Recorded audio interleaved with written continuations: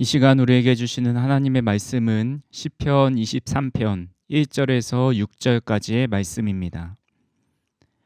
여호와는 나의 목자시니 내게 부족함이 없으리로다. 그가 나를 푸른 풀밭에 누이시며 쉴 만한 물가로 인도하시는도다. 내 영혼을 소생시키시고 자기 이름을 위하여 의의 길로 인도하시는도다. 내가 사망의 음침한 골짜기로 다닐지라도 해를 두려워하지 않을 것은 주께서 나와 함께 하심이라. 주의 지팡이와 막대기가 나를 안위하시나이다. 주께서 내 원수의 목전에서 내게 상을 차려주시고 기름을 내 머리에 부으셨으니 내 잔이 넘치나이다. 내 평생의 선하심과 인자하심이 반드시 나를 따르리니 내가 여호와의 집에 영원히 살리로다. 아멘. 전에 알고 있었던 지인에게로부터 전화가 왔습니다.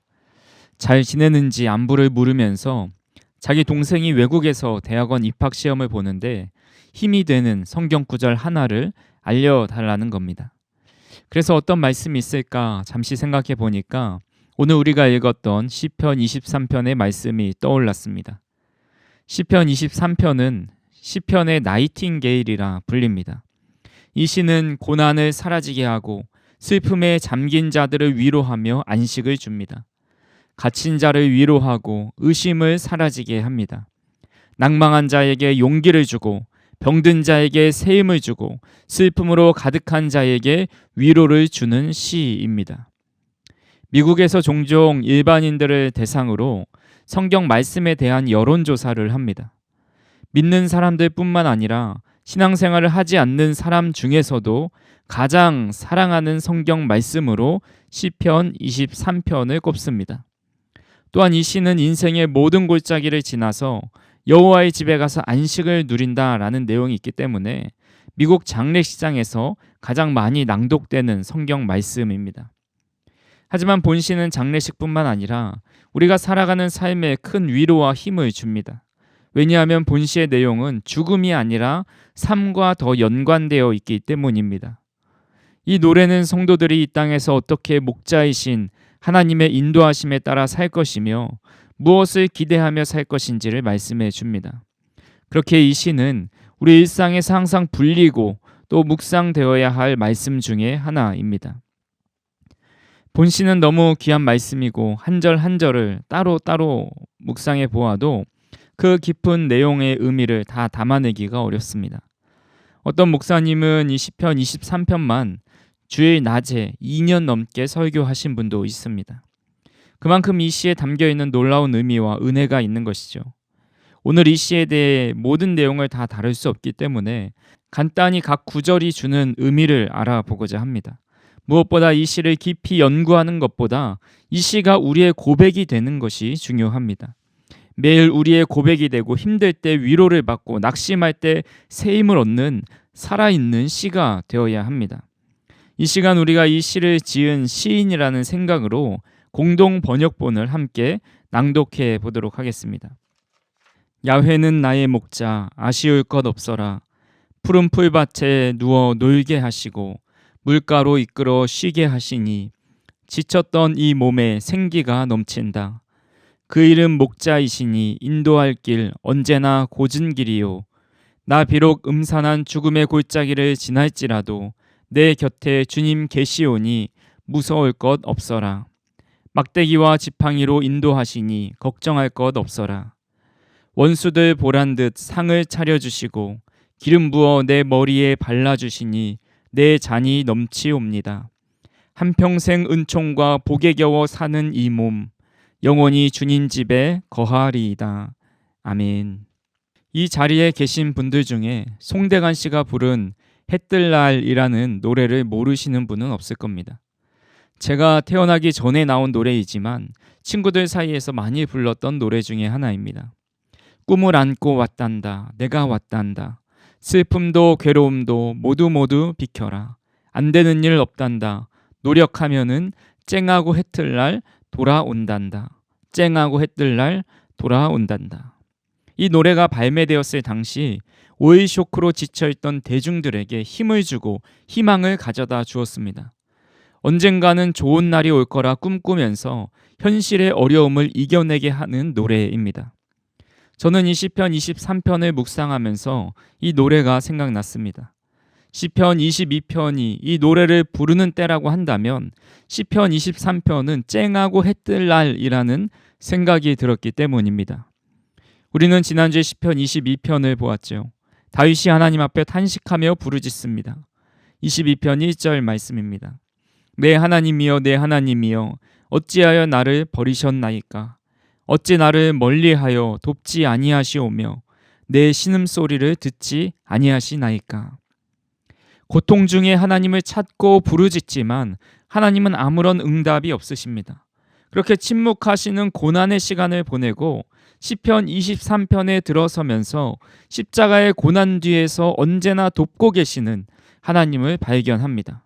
하나님께서 참 목자가 되어주셔서 자신의 삶을 돌봐주고 계시니 이 날이 쨍하고 해 뜰 날이 아니고 언제가 해 뜰 날이겠습니까? 하나님께서 우리의 목자 되어주시는 모든 날이 해 뜰 날이 됨을 믿으시기를 간절히 소망합니다. 본문 1절 말씀을 같이 한번 읽어보겠습니다.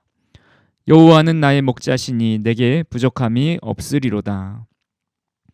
우리는 목자라는 말을 성경에서만 들었지 사실 일상에서는 잘 쓰이지 않습니다. 우리 주변에 목자, 가축을 기르는 사람이 많지 않기 때문이죠.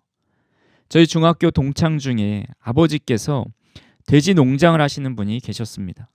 문산에서 농장을 하시는데 방학 때 친구들과 그 농장에 가서 계곡도 놀러 가고 또 돼지고기도 구워 먹었던 기억이 납니다. 제가 기억나는 친구의 아버님의 모습은 항상 그곳을 떠나지 않고 농장에서 식사하시고 주무신다는 거였습니다. 그래서 친구 집에 주말에 놀러 가면 항상 아버지가 집에 안 계시고 농장에 가 계셨던 기억이 납니다.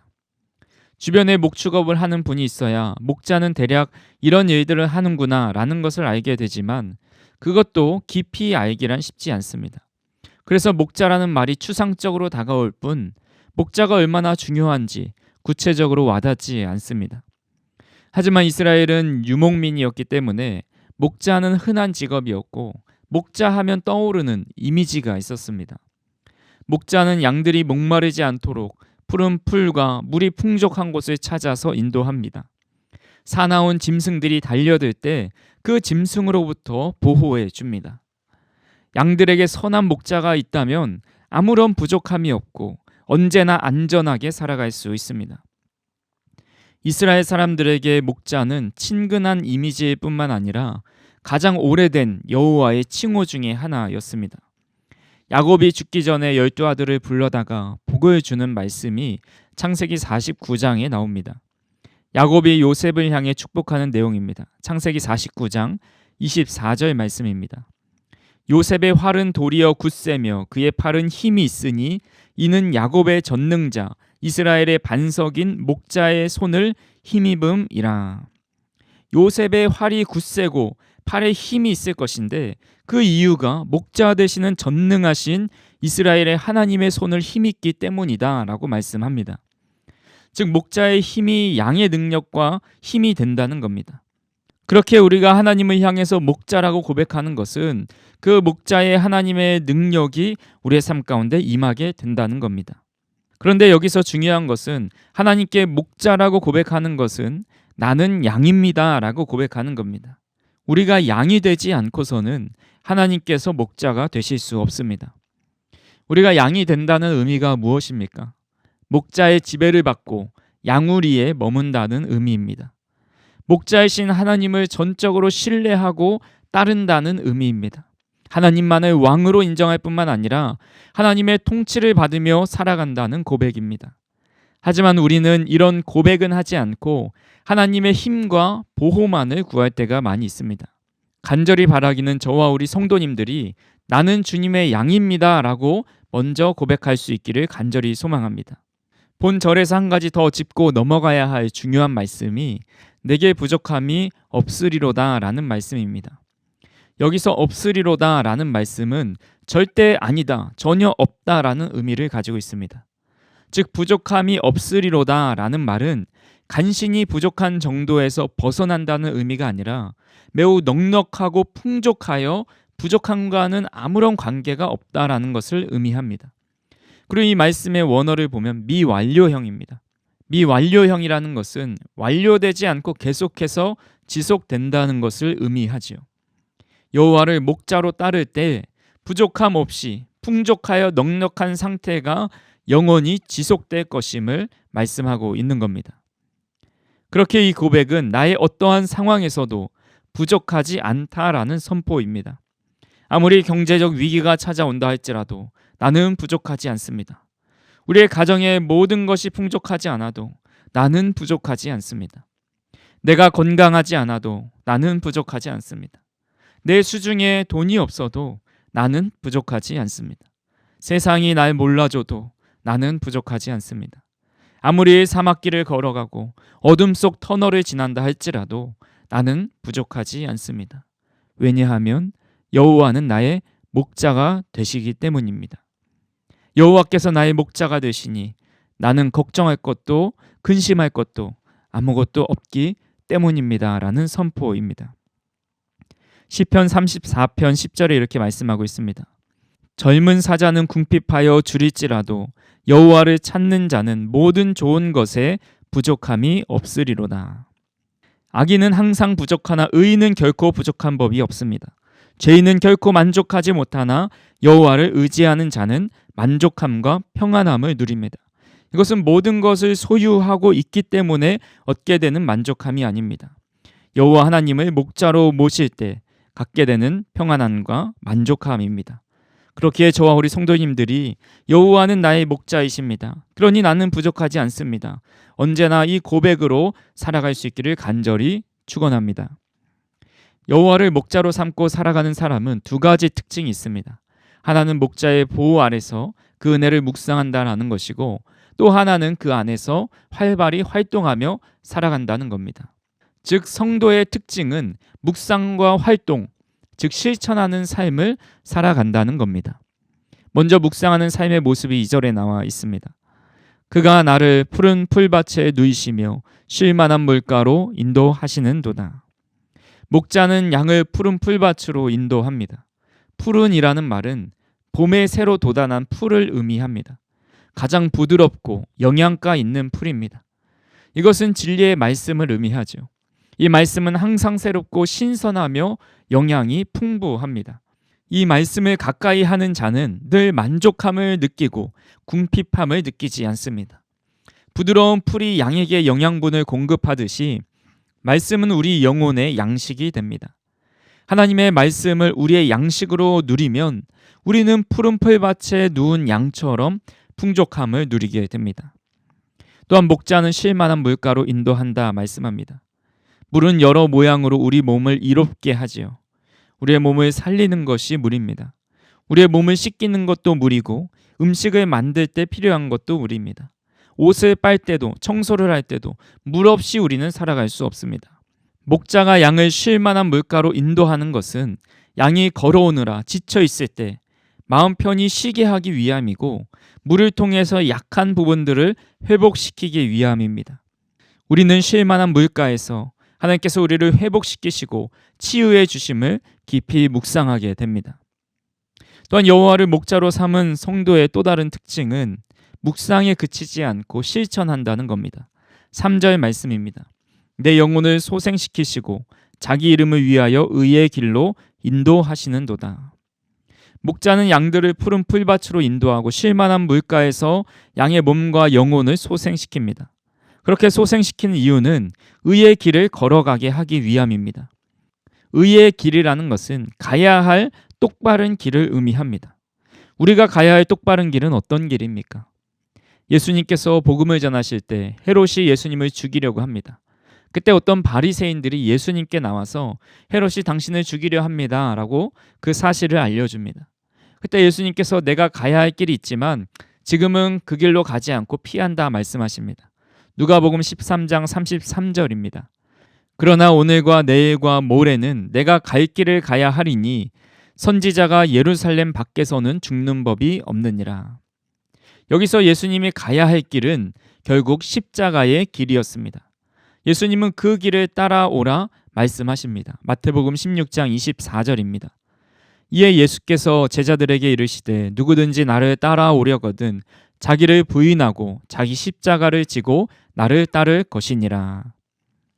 의의 길, 우리가 가야 할 길은 예수님께서 우리를 인도하시는 길인데 그 길은 십자가의 길입니다. 박노해 시인이 지은 시 중에 길이라는 시가 있습니다. 먼 길을 걸어온 사람아 아무것도 두려워 마라. 그대는 충분히 고통받아 왔고 그래도 우리는 여기까지 왔다. 자신을 잃지 마라. 믿음을 잃지 마라. 걸어라. 너만의 길로 걸어가라. 길을 잃으면 길이 찾아온다. 길을 걸으면 길이 시작된다. 길은 걷는 자의 것이니. 두려움 속에 길을 걸어갈 때 용기를 주는 시입니다. 하지만 이 시를 오늘 시편에 맞춰 조금 변형할 구절을 찾는다면 자신을 잃지 마라, 믿음을 잃지 마라, 걸어라, 너만의 길로 걸어가라, 이 부분을 이렇게 바꿀 수도 있을 것 같습니다. 자신을 내려놓아라, 믿음을 잃지 마라, 걸어라, 십자가의 길로 걸어가라. 박노해 시인이 말합니다. 관역을 향해 팽팽히 당겨진 화살처럼 삶의 목적만을 온전히 살아내기를. 우리는 의의 길을 향해서 화살을 팽팽히 당겨서 그 길로 걸어가야 합니다. 이미 예수님께서 걸어가신 십자가의 길을 목자의 인도에 따라서 순종하며 걸어갈 수 있는 저와 우리 성도님들이 되시기를 주님의 이름으로 축원합니다. 이어서 4절 말씀 보겠습니다. 내가 사망의 음침한 골짜기로 다닐지라도 해를 두려워하지 않을 것은 주께서 나와 함께 하심이라. 주의 지팡이와 막대기가 나를 안위하시나이다. 사망의 음침한 골짜기로 다닐지라도 두려워하지 않는 이유는 목자이신 주께서 양과 함께 하시기 때문입니다. 주님의 지팡이와 막대기가 양을 안위하기 때문이죠. 반대로 궁궐과 같은 곳에 살아간다 할지라도 슬픔과 근심이 가득한 사람이 있습니다. 그 이유가 무엇입니까? 잠언 14장 11절에서 13절입니다. 악한 자의 집은 망하겠고 정직한 자의 장막은 흥하리라. 어떤 길은 사람이 보기에 바르나 필경은 사망의 길이니라. 웃을 때에도 마음의 슬픔이 있고 즐거움의 끝에도 근심이 있느니라. 성경이 말씀하시는 악한 자는 하나님이 없다 하는 자입니다. 즉 목자를 따르지 않는 사람은 웃을 때에도 마음의 슬픔이 있고 즐거움의 끝에도 근심이 있습니다. 그렇게 우리는 우리를 사망의 음침한 골짜기로 인도해 주지 마시고 우리의 삶에 아무런 해도 없게 해달라는 기도보다 중요한 기도가 있습니다. 사망의 음침한 골짜기로 다닐지라도 우리의 삶에 감당할 수 없을 것 같은 해가 있다 할지라도 목자 되신 주님께서 함께 해달라는 기도입니다. 이 말씀을 통해서 다윗의 임마누엘 신앙을 엿볼 수 있습니다. 솔로몬이 이렇게 말했습니다. 전도서 2장 23절입니다. 일평생에 근심하며 수고하는 것이 슬픔뿐이라. 그의 마음이 밤에도 쉬지 못하나니 이것도 헛되도다. 우리의 인생은 일평생 근심하며 수고하고 슬픔으로 가득하고 밤에도 쉬지 못하는 인생입니다. 이런 인생의 진리를 바꿀 수는 없습니다. 우리 성도님들을 뵈면 다들 고우신데 옛 과거에 고난이 없으신 분이 없고 현재 삶에 문제가 없으신 분이 없습니다. 우리의 삶에 이 문제만 해결되면 모든 것이 좋아질 것 같은데 이 문제가 해결되면 다른 문제가 생기고 또 다른 문제가 해결되기도 전에 또 문제가 생깁니다. 다윗은 이런 고된 인생을 잘 알고 있었고 그의 삶 자체가 고난의 시절이 많이 있었습니다. 그럼에도 다윗이 늘 감사하며 하나님을 신뢰할 수 있었던 이유가 여호와께서 항상 함께 하신다라는 임마누엘의 신앙이 있었기 때문입니다. 목자이신 하나님이 함께 하시기에 그는 어떤 사망의 음침한 골짜기를 지나면서 해를 당한다 할지라도 두려워하지 않을 수 있었습니다. 존 버년이 쓴 철로 역정에서 주인공인 크리스찬이 시온성을 가는데 큰 사자가 그 길을 가로막고 있습니다. 큰 사자 2마리가 으르렁거리며 울고 있었기 때문에 크리스찬은 그 길을 걸어가기를 주저합니다. 그래서 고민하다가 다시 온 길을 돌아가려고 하는데 그때 저 앞에 보이는 오두막에서 한 문지기가 나와 크리스찬을 향해서 크게 소리를 칩니다. 당신은 그렇게도 용기가 없으십니까? 사자들은 사슬에 매여 있으니 무서워하실 필요가 없습니다. 믿는 자들의 신앙을 시험해보고 믿지 않는 자들을 가려내기 위해서 사자들을 거기에 메어둔 것입니다. 길의 한 가운데로 오시면 아무런 상처도 입지 않고 안전하게 지나칠 수 있을 것입니다. 크리스찬은 그 말을 믿고 길 한가운데로 조심스럽게 걸어갔습니다. 사자들은 으르렁거리기만 할 뿐 아무런 해도 끼칠 수 없었습니다. 사랑하는 성도 여러분, 하나님을 목자로 모시고 살아간다고 해서 사망의 음침한 골짜기를 지나지 않고 해를 받지 않는 것이 아닙니다. 하나님과 동행하면서 그 어려움의 골짜기를 함께 걸어가는 사람입니다. 겉으로는 우리를 죽일 것처럼 보인다 하여도 목자와 함께라면 우리를 해할 수 없습니다. 목자의 지팡이와 막대기로 우리를 호위하시기 때문입니다. 그렇게 목자와 함께 살아가는 인생은 승리의 잔치에 참여하게 됩니다. 5절 말씀입니다. 주께서 내 원수의 목전에서 내게 상을 차려주시고 기름을 내 머리에 부으셨으니 내 잔이 넘치나이다. 이 말씀은 두 가지 관점으로 볼 수 있습니다. 하나는 미래적 관점이고 하나는 현재적 관점입니다. 먼저 미래적 관점으로 보면 성경에서 잔치는 흔히 세상 끝날 때 하나님의 심판과 연관이 있습니다. 그날이 되면 하나님은 악인들을 심판하십니다. 하지만 자기 백성들에게는 그들의 원수들이 지켜보는 상황에서 잔치를 베푸십니다. 마태복음 22장에 보시면 예수님께서 천국은 마치 자기 아들을 위하여 혼인잔치를 베푼 어떤 임금과 같다라고 비유의 말씀을 하십니다. 종들을 보내서 혼인잔치에 사람들을 초대합니다. 하지만 그들은 갖가지 이유로 왕의 초대를 거절하죠. 어떤 이는 대꾸도 하지 않고, 어떤 이는 밭으로 가고, 어떤 이는 사업을 하러 가고, 또 어떤 이는 종들을 잡아 모욕하고 죽입니다. 왕은 진노하면서 군대를 보내 그들을 진멸하고 길에 다니는 사람을 초대합니다. 선한 자나 악한 자나 모두 초대하지만 그들 중에 예복을 입지 않은 사람을 보고 그를 쫓아냅니다. 마태복음 22장 13절 말씀입니다. 임금이 사환들에게 말하되 그 손발을 묶어 바깥 어두운 데에 내던지라. 거기서 슬피 울며 이를 갈게 되리라 하니라. 세상 마지막 날 자기 백성을 위해 잔치를 베풀어 주시고 악인은 그것을 그저 바라만 보며 슬피 울며 이를 갈게 됩니다.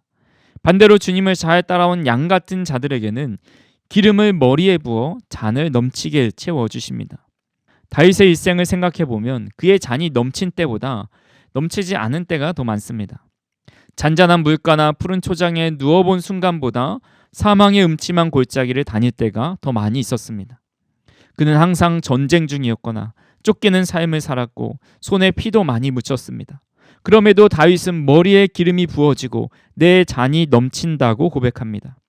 다윗이 이렇게 고백할 수 있었던 것은 하늘에 준비된 천국 잔치를 기대하며 살았기 때문입니다. 하나님이 그를 알아주고 인정해 주실 뿐만 아니라 이 땅에서의 모든 수고를 치하하고 위로해 주실 날이 다가오고 있다라는 사실을 인식하며 살았습니다. 두 번째로 현재적 관점으로 본다면 다윗은 자신의 삶을 통해 이길 수 없고 쉴 수 없고 안식을 누릴 수 없는 상황 속에서도 잔치가 일어나고 승리를 경험하게 하시는 하나님을 경험했기 때문입니다. 즉 잔치가 베풀어지고 기름 부음을 받고 잔이 채워지는 것이 전적인 하나님의 은혜임을 고백하는 겁니다. 이 말씀을 놓고 한 주석가가 이렇게 설명합니다. 당신은 내게 생활 필수품만 공급하는 것이 아니라 이처럼 사치스러운 것도 내게 주시나이다. 자신의 능력을 벗어나 얻은 사치품처럼 이런 복이 자신의 능력이 아닌 전적인 하나님의 은혜임을 고백하는 말씀입니다. 그렇게 자신의 삶을 돌아보며 자신의 분수에 맞지 않게 영광스럽고 잔이 넘치는 삶을 살았다고 고백하고 있는 겁니다. 다윗은 미래의 기대함과 동시에 과거를 기억하면서 확신 가운데 말합니다. 본문 6절 말씀입니다. 내 평생의 선하심과 인자하심이 반드시 나를 따르리니 내가 여호와의 집에 영원히 살리로다. 다윗이 확신 가운데 고백합니다. 하나님의 선하심과 인자하심이 나의 평생 동안 반드시 나를 따를 것이다. 이 반드시가 한글 성경에는 중간에 와 있지만 원어에서는 반드시 surely가 맨 앞에 나와 있습니다. 이것은 반드시 주님의 사랑과 자비와 선하심과 인자하심이 따른다고 강조하는 문장입니다. 본문의 따르리니라는 단어의 원어를 살펴보면 멀찍이 또 천천히 따르는다는 의미가 아닙니다. 적군이 바짝 뒤쫓아오면서 추격한다라는 의미입니다. 그 추격을 아무리 떨쳐내려고 해도 떨쳐내지지 않고 뒤에 바짝 붙어서 쫓아오는 것을 의미합니다. 우리 인생이 때로 사망의 음침한 골짜기, 또 원수가 우리를 둘러싸고 있는 것 같은 상황을 만나게 되지만 하나님의 사랑과 은혜는 우리의 삶을 계속해서 추격하고 있습니다. 그래서 그 확신 가운데 다윗은 여호와의 집에 영원히 살겠다 고백하고 있습니다. 이 고백은 교회에서 영원히 살겠다는 의미가 아닙니다. 여호와의 집은 1차적으로는 당시 예루살렘에 옮겨진 하나님의 언약궤를 둔 성막을 가리킨다 볼 수 있습니다. 그러나 한 걸음 더 나아가서 이는 공간적인 제한을 받는 특정한 처소를 나타내는 것이 아닙니다. 삶의 전 영역에 있어서 하나님과 언제나 동행하면서 깊은 관계를 가지겠다는 고백입니다. 다윗은 하나님과의 관계의 중요성을 그 누구보다 잘 알고 있었습니다. 그렇기 때문에 그의 삶의 중심이 하나님과의 관계를 맺는 것이 되어야 한다는 확고한 믿음을 가지고 있었습니다. 그렇기에 예배와 말씀과 기도와 묵상을 통해서 하나님과의 관계를 지속할 것을 다짐하는 선언입니다. 예수님께서 이 땅에 사역하시면서 고통받고 어려움 당하는 이들을 바라보실 때 목자 없는 양같이 긍휼히 여기며 그들을 치료하시고 그들에게 말씀을 전해 주셨습니다.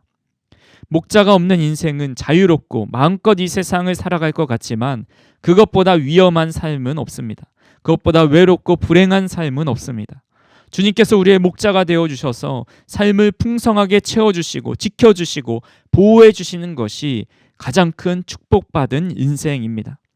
저와 우리 성도님들이 양이 되어 주님의 말씀과 인도에 순종하며 살아갈 때 시편 23편에 양이 받는 은혜와 축복이 우리의 삶에 그대로 이루어질 것입니다. 그렇게 오늘도 우리 하나님을 참된 목자로 삼고 살아가기를 주님의 이름으로 축원합니다. 사랑과 은혜가 풍성하신 하나님 감사합니다. 우리의 목자가 되어주셔서 우리의 삶을 인도하시고 우리를 풍성하게 살아갈 수 있도록 인도하여 주시니 감사합니다. 하지만 저희는 주님을 목자라 고백하면서도 양이 되지 않고 주님의 말씀에 순종하지 않았던 어리석음을 고백합니다.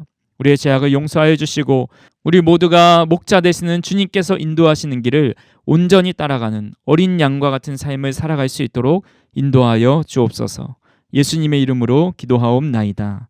아멘.